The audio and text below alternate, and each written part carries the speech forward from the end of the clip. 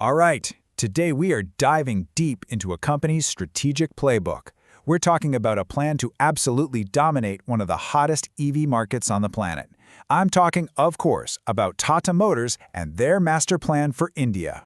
Now, to really get why this matters, you've got to wrap your head around the scale here. The demand for electric vehicles in India, it isn't just growing, it's literally exploding. We're looking at a market that's just blowing wide open. And for the companies that are brave enough to jump in, this is a once-in-a-generation kind of opportunity. And right in the middle of this, you could call it a gold rush, is Tata Motors. And look, they're not just showing up hoping to compete. No way. They have a super detailed, very deliberate strategy designed to win. So today, we're going to break that whole blueprint down. Okay, so what's the grand vision here? You know, it's actually much bigger than just moving cars off the lot. It's really about building an entire EV ecosystem, basically from scratch. The goal itself is, well, it's crystal clear. By 2028, their aim is that when anyone thinks EV in India, the first name that pops into their head is Tata. I mean, that is a wildly ambitious goal, right? The stakes are just massive. But you know how it is. With any big plan like this, the road ahead is absolutely packed with challenges. So let's get into it. What are the big roadblocks? What's standing in their way? Their own internal analysis pointed to 3 major hurdles. These are the things they absolutely have to get right if they want to make this vision a reality. Okay, so what are they?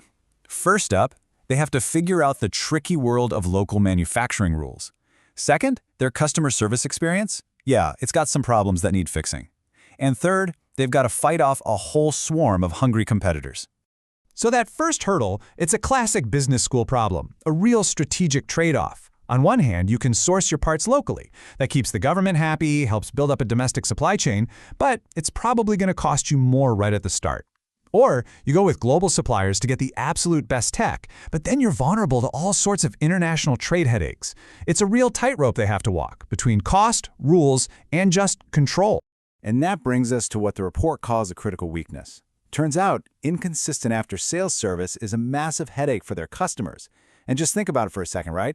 If getting your fancy new EV service is a total nightmare, how much do you really love the car? The trust just evaporates. And in a market this competitive, that's a deal breaker. It's a potentially fatal flaw.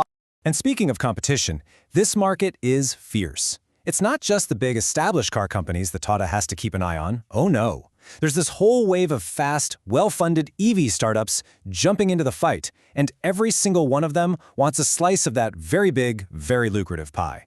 So the pressure on their market share? It's coming at them from every direction.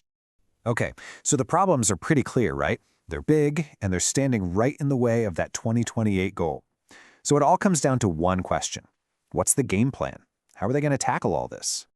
All right, and this is where the blueprint starts to get really, really clever. Their entire strategy is built on 3 powerful pillars that all connect to each other, and each one is specifically designed to knock down one of those big challenges we just talked about.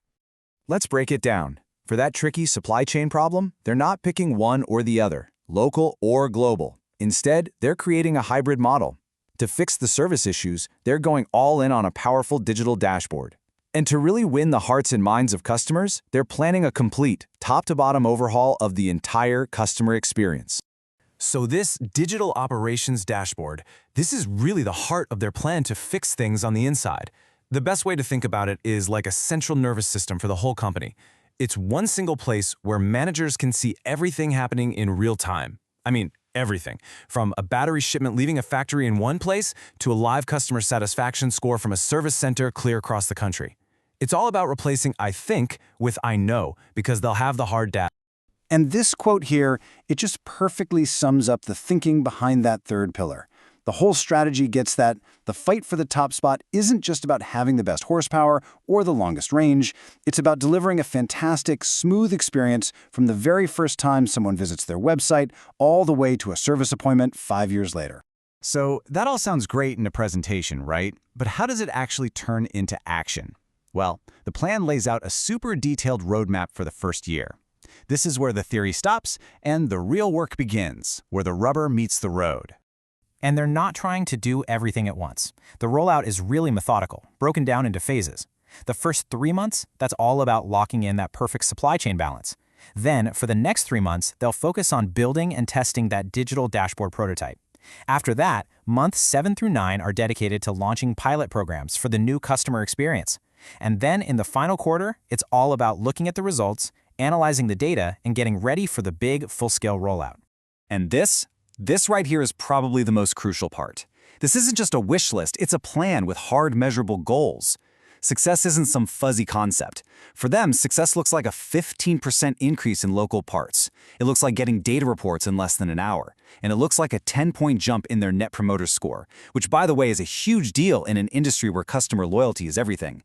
Every single thing they're doing is tied to a number they can track. So, when you step back and look at it, the blueprint is solid. It's comprehensive, it's driven by data, and man, is it ambitious. It tackles all their known weaknesses head-on. But here's the thing. In a market as completely wild and unpredictable as EVs, the biggest challenge isn't just following the plan. It's what you do in the plan inevitably hits a snag, when something you never expected comes out of left field. And that's the real question mark hanging over this entire massive bet.